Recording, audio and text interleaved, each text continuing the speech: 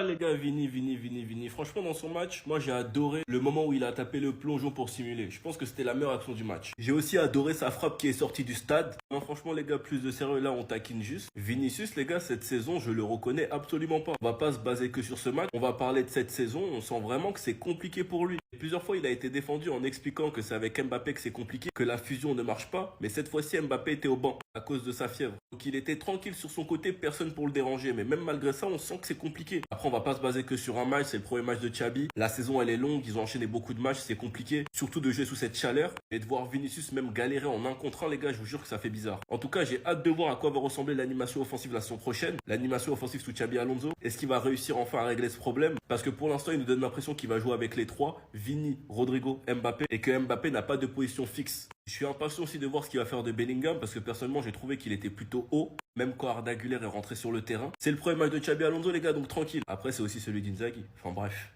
Sinon vous les gars, vous en pensez quoi? Ramenez-vous ce qu'on a pensé, on s'ennuie. C'est déjà ça en fait le topo? Il est déjà dans cet état? En fait c'est ça.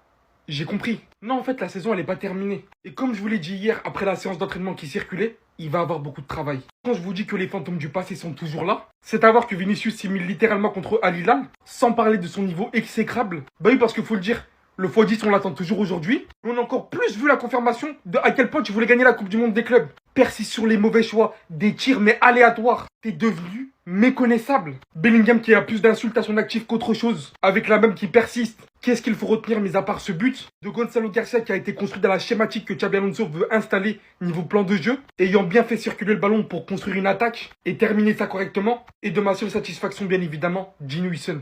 Impressionnant et vous rappelant littéralement qu'il a que 20 ans. Que ça soit défensivement, ses bonnes relances, proposer quelque chose, casser des lignes, puisque notre milieu de terrain manquait de créativité. Et il est encore plus dur de se dire, en tant que supporter, qu'on sait tous ici qu'avec un milieu de terrain Bellingham, Tchouaméni, Valverde, on ne peut pas avoir un milieu de terrain créatif. Fran Garcia, j'en peux plus. Lucas Vazquez, heureusement, il se taille. Carreras doit venir impérativement. On doit impérativement recruter. On doit impérativement s'améliorer dans le jeu. On a encore beaucoup de progrès à faire, je vous le dis, les gars. De l'autre côté, Valverde, capitaine, qui manque son penalty, le penalty de la victoire. Comme si c'est pas assez. Mais quelle action! Gonzalo Garcia vient d'inscrire le premier but du Real Madrid sous Xabi Alonso. Et ce qui est fou, c'est que ça part de Trent Alexander-Arnold qui récupère le ballon devant la surface du Real Madrid. Et à la récupération du ballon, il fait la passe à Gonzalo Garcia qui avait décroché pour venir défendre. Chose que j'ai trouvé très intéressante d'ailleurs. Il se bat avec un joueur d'Al Hilal pour ressortir le ballon. Il ressort le ballon et fait la passe à Vinicius qui est juste ici. Le dernier à son tour récupère le ballon et part vers l'avant. Et en 2-3 passes, les amis, le ballon se retrouve devant Rodrigo. Et pendant ce temps-là, les amis, regardez qui lève la main de l'autre côté. Gonzalo Garcia, les amis. Et ça, Rodrigo l'avait vu. Il décide de lâcher une passe en profondeur entre deux joueurs d'Al Hilal, les amis. Est-ce que vous voyez la vision? Et à ce moment-là, malheureusement pour le latéral d'Al Hilal, Gonzalo Garcia était tout seul. Est-ce que vous voyez le déplacement, s'il vous plaît? Le gars, il a décroché pour aller défendre. Il récupère le ballon, il aide le Real Madrid à sortir. Il a été au départ de l'action et même à la fin. Là, il se retrouve devant Yacine Bounou. Il a juste eu à lober bizarrement pour que ça rentre. Premier but, les amis. Il aura son mot à dire cette saison. C'est pourquoi je vous ai dit que Hendrik aura des soucis à se faire parce que là, il joue sa carte. Même si Kylian Mbappé à son retour, il redeviendra titulaire. Mais ce gars-là, les amis, va falloir compter sur lui. Malheureusement, même pas 5 minutes après, il y a un penalty bête en plus créé par Raúl Asensio. Et Ruben Neves s'en est occupé facilement. Je sais pas ce que vous pensez de cette première mi-temps là, les amis, mais pour l'instant, je vois pas encore la patte Xabi Alonso. Ils sont encore dans du Carlo Ancelotti. Imaginez le Real Madrid, c'est la première équipe d'Europe qui perd un match en Coupe du Monde des clubs. J'y crois pas trop, mais tout est possible. Parce que déjà, c'est le premier match de Xabi Alonso, donc il va arriver avec sa philosophie de jeu qu'il doit intégrer à ses joueurs. Pour la plupart, c'est des joueurs qui vont jouer pour la première fois ensemble ce soir. Ça joue. Regardez, déjà, c'est le premier match de 30. Je sais pas qui c'est ça. En plus, regardez ce que vient de dire 30. Les entraînements sont de grande qualité ici. Le ballon circule très vite. C'est différent de ce à quoi je suis habitué. Obligé, il vient de Championship. Je sais pas d'où il vient. Il doit peut-être venir de Black Pearl ou de Fulham. Il n'y a pas que 30 qui débute avec le Real Madrid. Il y a aussi Howson qui fait son premier match. Il y a Fran Garcia. C'est pas son premier match, mais je le trouve éclaté derrière. Et devant, il y a Garcia qui est aligné avec Rodrigo Vinicius. Je suis désolé, mais cette compo, il y a tellement de nouveautés qu'Al Hilal peut peut-être créer la surprise. Faut pas oublier qu'à Hilal, il y a énormément de très bons joueurs qu'on joue en Europe. Par exemple, Cancelo, Koulibaly, on les présente plus.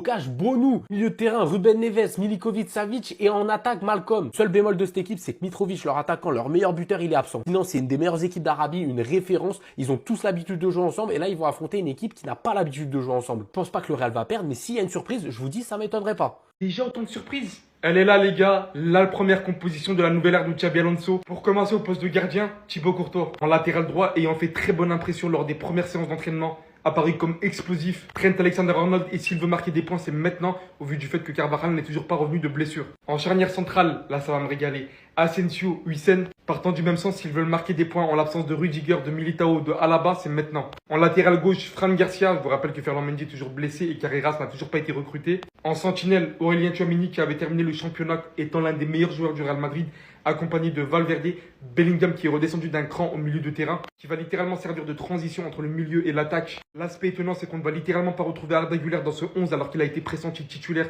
depuis je ne sais combien de temps. Mais Gonzalo a bien été préféré à Kylian Mbappé. Vous rappelons que Kylian Mbappé présente de la fièvre et que Xabi Alonso cherchait depuis un petit moment une alternative à Kylian Mbappé avec un bon neuf de type Rossellou, ayant une bonne finition, un bon placement. Et là, en l'occurrence, je pense qu'il veut tester tout ça.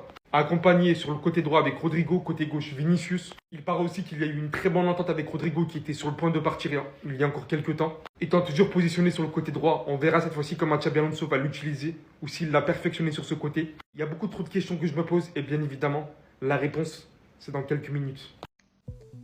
Je suis parce que Xabi connaît le football. Xabi connaît le football. Parce que Gonzalo Garcia en fait parce qu'il fallait un 9 et il a mis un 9. Tout simplement. Il n'y a pas de statut, il fallait un 9, il a mis un 9. Parce que c'est pour le collectif. Au football, pour bien jouer, pour tes ailiers, ce truc-là, ce régal, il faut un 9, ouais. J'avais des doutes encore, je pensais que c'était un mec des caméras, qu'il en faisait trop. Premier entraînement, il avait fait un TP, il était resté 10 heures à Valdebeba, je pensais que c'était pour les cams. Je lui demandais pas la lune à ce mangeur de chewing-gum, dans le fond, je l'aimais bien. Mais en fait, il suffisait de respecter les postes des joueurs, c'est tout ce que je demandais. Pas de Kamavinga à gauche là-bas, pas de Tchouameni défenseur central. Pas de Arda Güler qui mange la ligne. C'est fini ça. Fini les joueurs qui prennent du poids, du bide. Fini de faire le tour des stades avec mon maillot Free Bobby. Ce genre de déclaration aussi est fini. Nous sommes prêts à souffrir ce soir. Yeah. Équilibre. Voilà. Chaque joueur a son poste. Chaque profil correspond au système de jeu proposé. Je ne doutais pas du joueur, hein. Je doutais de l'entraîneur. Mais juste à la composition, je sais que... Oui, à Leverkusen, il a... Oh, vous savez comment la Bundes là-bas, c'est glitché, c'est easy. Mais en mettant un 9... C'est tout ce que je demandais toute cette saison. Tous mes débats Mbappé, il y en a qui m'aiment pas, il y en a qui... Tout le temps, ça reposait sur le même fait. Il faut un numéro 9 pour que nos ailiers se régalent. En voyant ça, hein, mettez tous vos pronostics en commentaire. Premier match de la saison, comme ça, il n'y a pas de triche. On va voir qui c'est qui est bon. Ça n'a même pas commencé, hein, mais merci Xabi. Merci pour le respect du football dans tout son art. À la Madrid.